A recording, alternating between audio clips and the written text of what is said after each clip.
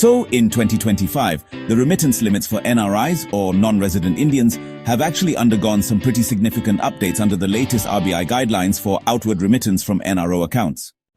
Understanding these rules is, absolutely essential for managing your funds efficiently, while also ensuring compliance.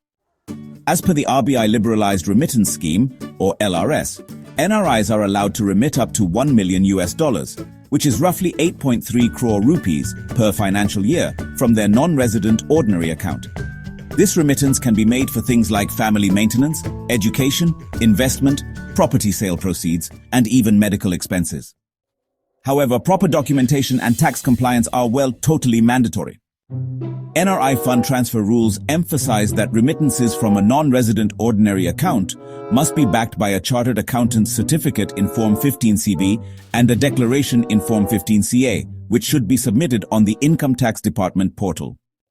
Additionally, the source of the funds must be legitimate and, tax paid in India. Wondering how much money an NRI can transfer to family members in India? Well, while there is no specific cap on inward remittances, outward transfers are subject to the overall annual limit of $1 million. So, transfers to close relatives for maintenance or, gifting are totally allowed as long as they're routed through proper banking channels and follow FEMA guidelines. Here's a smart tip for you. If you want to optimize your remittances, it's best to maintain both NRE, which stands for non-resident external, and NRO accounts. You should use the NRE account for tax-free income earned abroad and the NRO account for income that's generated in India.